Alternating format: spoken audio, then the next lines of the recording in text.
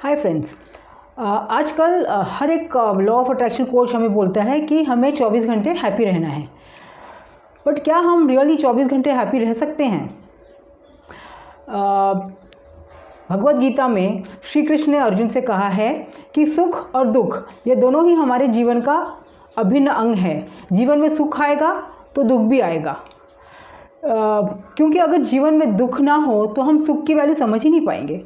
तो ये जो जीवन में ये जो नेगेटिव इमोशंस है वो पार्ट एंड पार्सल है हमारी लाइफ का, क्योंकि इसी से हमको लाइफ का पूरा एक्सपीरियंस मिलता है। तो दोस्तों, जैसे कि नेगेटिव इमोशंस हैं, जैसे गुस्सा है, डर है और फ्रस्ट्रेशन है, दुख है, तो ये सब तो आने ही आने हैं। और ये क्यों आते हैं हमारी ज़िंदगी में? ये जब हमारे को कोई भी नेगेटिव इमोशंस आता है, इसका मतलब ये हमको वार्न कर रहे हैं कि आपके जीवन में ऐसा कोई सिचुएशन है जिसको आपको चेंज करना है। कुछ ऐसा आपके जीवन में है which has to be changed. So this is a warning system which is there in a body. तो अगर हम फेक पॉजिटिविटी करते हैं, मतलब कुछ हमारे जीवन में बहुत ख़राब हो रहा है, फिर भी हम बोलते हैं कि ओ आई एम हैप्पी, तो इससे क्या होता है, ये जो हमारी बॉडी में और हमारी माइंड में जो ये वार्निंग सिस्टम है वो उसकी तरफ हम ध्यान नहीं देते हैं, and then we are not able to address the situation or the thoughts that are causing these negative emotions for us.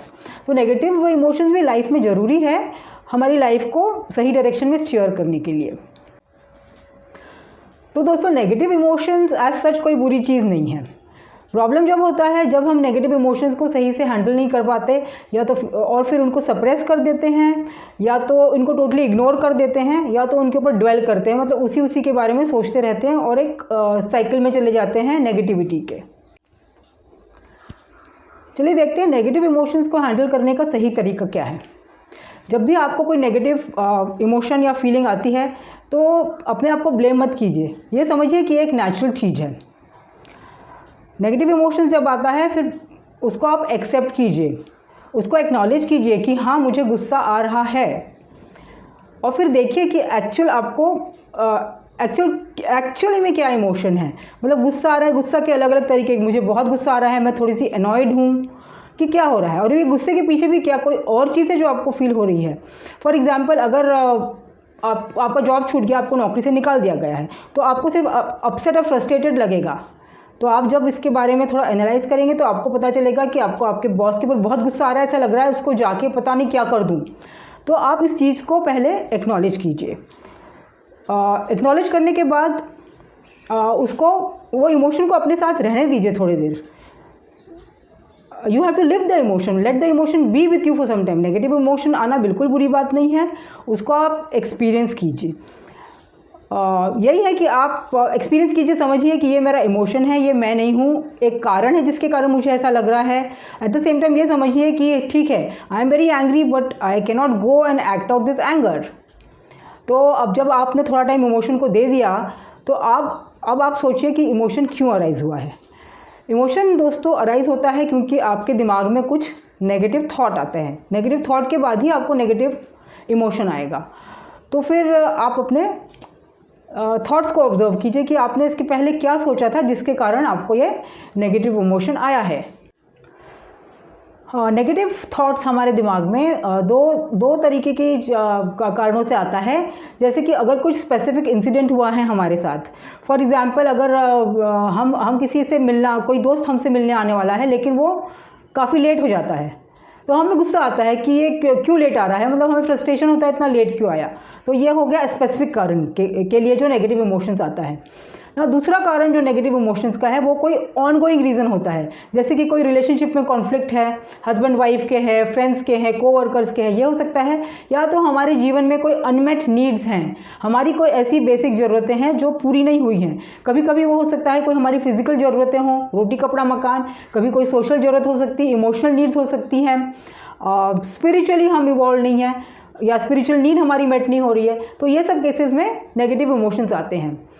तो चलिए देखते हैं कि हम इसे कैसे हैंडल करें। अगर आपके नेगेटिव थॉट्स का कारण कोई ऑनगोइंग सिचुएशन है तो आप देखिए अगर आप उसे चेंज कर सकते हैं कि नहीं। अगर आप उसे चेंज कर सकते हैं तो आप उसको चेंज कीजिए, और नहीं चेंज कर सकते हैं और ना वो सिचुएशन से अलग जा सकते हैं तो आप उस सिचुएशन को एक्सेप्ट कीजिए, जैसा है वैसा उसको एक्सेप्ट कीजिए और अपने दिमाग में जो उस सिचुएशन के बारे में थॉट्स हैं उन्हें पॉजिटिव में आपको बदलना पड़ेगा। आगे हम देखेंगे कि हम ये कैसे करेंगे। अब दूसरा केस आता है नेगेटिव थॉट्स का, स्पेसिफिक सिचुएशन। तो स्पेसिफिक सिचुएशन में भी हमें वही करना है कि हमें जो थॉट्स उस सिचुएशन के बारे में आ रहे हैं उनको हमें नेगेटिव से पॉजिटिव में चेंज करना है। चलिए देखते हैं कैसे। जो भी नेगेटिव थॉट आपके दिमाग में आ रहा है उस पर से अपना अटेंशन हटा दीजिए, उसको इग्नोर कीजिए, मतलब उसको साइड में रखिए। तो इससे क्या होगा कि नेगेटिव थॉट की स्ट्रेंथ कम हो जाएगी, कमज़ोर पड़ जाएगा नेगेटिव थॉट। तो पहला स्टेप आपने उसको कमज़ोर कर दिया। अब आप उसी सिचुएशन के बारे में पॉजिटिव थॉट कुछ सोचिए। तो एग्जाम्पल से समझते हैं। सपोज़ कोई हस्बैंड घर आया है शाम को ऑफिस से और वो अपनी वाइफ पे गुस्सा करता है। तो वाइफ सोचती है कि कितना इनकंसिडरेट इंसान है, मैं दिन भर यहाँ काम कर रही हूँ और ये आते साथ मेरे पे गुस्सा कर रहा है, और वाइफ भी ये सोच के गुस्सा हो जाती है। लेकिन अगर वाइफ को ये रियलाइज़ होता है और वो सोचती है कि नहीं, पता नहीं ऑफिस में क्या हुआ होगा, पता नहीं बॉस से शायद झगड़ा हुआ होगा, बॉस ने इनको डांट दिया होगा, इसीलिए ये मेरे पे गुस्सा कर रहे हैं। अगर वाइफ ऐसे थॉट को रिप्लेस करती है तो उसका गुस्सा शांत हो जाता है और फिर वो उसको एक्चुअली कंसर्न होता है हस्बैंड का, और उसको पूछती है कि भाई क्या हुआ, ऑफिस में कुछ प्रॉब्लम हुआ था क्या। सो this is how you change, in fact you change your negative thought with the complete opposite thought. जब आप अपने नेगेटिव थॉट को पॉजिटिव से रिप्लेस करते हैं तो आपके मन में मतलब ये जो गुस्सा है या जो नेगेटिव फीलिंग है वो चली जाती है और पॉजिटिव फीलिंग से वो रिप्लेस हो जाती है। अच्छा, जब आप ये नेगेटिव थॉट को पॉजिटिव थॉट्स से रिप्लेस करते हैं तो आपको पॉजिटिव थॉट्स की तरफ ज़्यादा ध्यान देना है। लेकिन होएगा क्या कि ये जो अपना नेगेटिव थॉट है सांप के समान, वो बार बार अपना फन उठा के ऊपर आएगा आपके दिमाग में।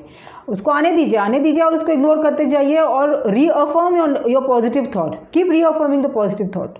सून नेगेटिव थॉट डिसअपियर हो जाएगा और इस तरह से पूरी तरह आपके दिमाग में अब उस सिचुएशन के बारे में पॉजिटिव थॉट ही रहेगा।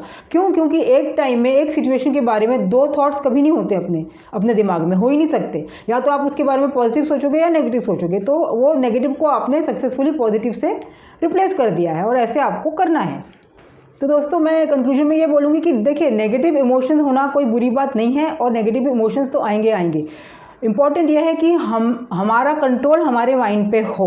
ये नहीं होना चाहिए कि हमारा माइंड हमको कंट्रोल कर रहा है। ये समझना बहुत ज़रूरी है कि हमारा माइंड नहीं है, हम माइंड से अलग हैं। और हमारे माइंड में जो थॉट्स आते हैं वो सिर्फ थॉट्स हैं, उनका रियलिटी से कोई लेना देना नहीं होता है। किन थॉट्स को चूज़ करना है, किन थॉट्स को अटेंशन देना है, किन थॉट्स को बढ़ाना है, ये हमारी जवाबदारी है। अपने को कोई भी अपने थॉट से आइडेंटिफाई नहीं होना है। तो थॉट सिर्फ थॉट्स है, उनको उसी तरह से देखिए। इसके लिए आपको ये आदत बनानी है कि अपने दिमाग में क्या चल रहा है इस पर आपका अटेंशन होना चाहिए।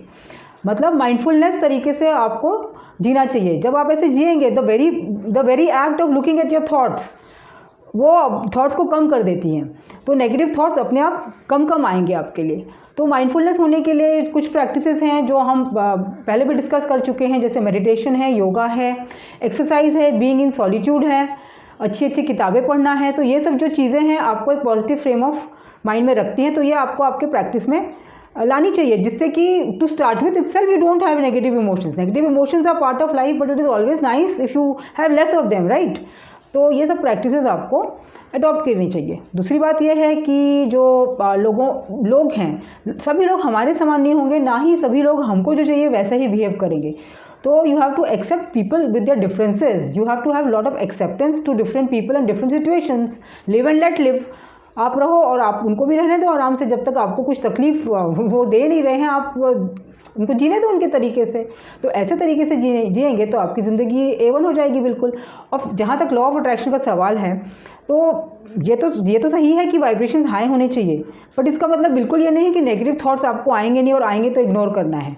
Negative thoughts, law of attraction के लिए नेगेटिव थॉट्स को जल्दी से हैंडल करके वापस पॉजिटिव फ्रेम ऑफ माइंड में कैसे आना है, that is important. Positive frame of mind चाहिए और एक्सपेक्टेंसी की कि okay, I am in control and something good is going to happen to me. That kind of frame of mind you require for law of attraction. I hope you found this useful, and please subscribe to my channel. Bye.